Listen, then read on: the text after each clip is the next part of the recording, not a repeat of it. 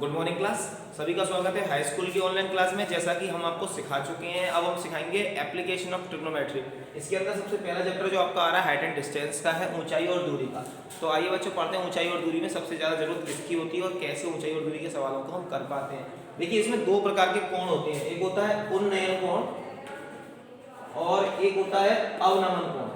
तो इन दोनों कोणों को अगर हम समझ लेंगे तो सवाल हमारे सिंपल हो जाते हैं।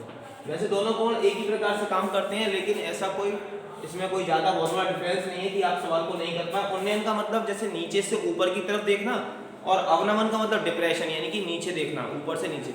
जैसे कोई पुल से नीचे की ओर देखता है, पुल पर आप खड़े हैं, नदी पर एक नाव जा रही है और उसको देख रहे हैं, तो आपकी दृष्टि रेखा जो है नीचे की तरफ बनेगी, तब वो कोण जो सीधा बनेगा उसको कहेंगे हम अवनमन कोण। और अगर मैं नीचे बैठा हुआ हूँ और ऊपर झंडे की तरफ देख रहा हूँ, कोई ध्वज है, ध्वज लगा है, उसके पोल की तरफ देख रहा हूँ, ऊपर की तरफ देख रहा हूँ, सॉरी, तो क्या होगा, ऊपर की तरफ देखेंगे तो उसका कोण बनेगा उन्नयन कोण। मैं बना के दिखा दे रहा हूँ। जैसे कोई ऑब्जेक्ट, ये एक आपका झंडा बना हुआ है, ठीक है, ये ध्वज बना हुआ है, और यहाँ से आई है, आंख है, और यहाँ से देखा जा रहा है, ठीक है,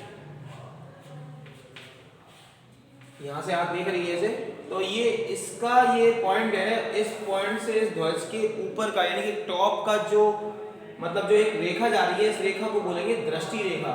यानी कि इस रेखा से हम देख रहे हैं, दृष्टि रेखा है, इसकी आंख की जो सीध है वो ऐसे तरीके से जा रही है, इस तरीके से देखा जा रहा है इस चीज को। और इसकी एक सीधी रेखा नीचे से बनाएंगे, इसको बोलेंगे क्षैतिज रेखा। तो क्षैतिज रेखा और दृष्टि रेखा के बीच में जो कोण बनेगा, इसको हम बोलेंगे उन्नयन कोण। क्या बोलेंगे प्यारे बच्चों? उन्नयन कोण। तो इसको थीटा से डिनोट कर सकते हैं, प्रदर्शित कर सकते हैं। इस थीटा को मैं कहूंगा उन्नयन कोण। क्या बोलूंगा? उन्नयन कोण।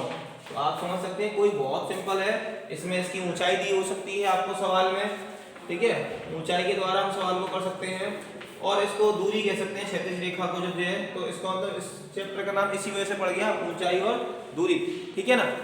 अब अगर अवनमन कोण की बात कर लेते हैं बच्चों। जैसे कोई आंख ऊपर की तरफ है, ऊपर से कोई देख रहा है नीचे की ओर, ठीक है, नीचे की ओर देखा जा रहा है। तो नीचे की ओर जब हम देखते हैं ऊपर से, टॉप से, तो मान के चलिए ये है आपका पुल, एक पुल है और एक पुल की ऊंचाई है। ये पॉइंट ए से बी तक की, ये पुल के ऊपर कोई खड़ा होकर के देख रहा है, पुल के ऊपर से कोई देख रहा है, और यहाँ पर एक नाव जा रही है, इस नाव की तरफ देखा जा रहा है, ठीक है, ये नाव है। चलिए, तो इस नाव की तरफ देखा, तो इस नाव से ऐसे करके इसने एक कोण बनाया, तो ये होगी दृष्टि रेखा। अब क्षैतिज रेखा आप इसको नहीं कह सकते, नीचे वाली को। क्षैतिज रेखा किसको कहना पड़ेगा आपको? क्षैतिज रेखा इसके लिए ये सीधी ऐसे बनेगी। तो ये वाला कोण जो बनेगा, इसको बोलूंगा मैं थीटा, यानी कि अवनमन कोण। अगर मैं इसको ऐसे करके उल्टा जेड बना लूं, यानी कि ये उल्टा जेड बन गया, तो ये भी थीटा हो सकता है, ठीक है ना। एकांतर कोण होता है, जेड करके कोण बनते हैं, तो ये वाला एंगल इसके इक्वल होता है, उल्टा जेड बन रहा है, ठीक है। ये इसकी हाइट हो जाएगी, ऊंचाई हो जाएगी,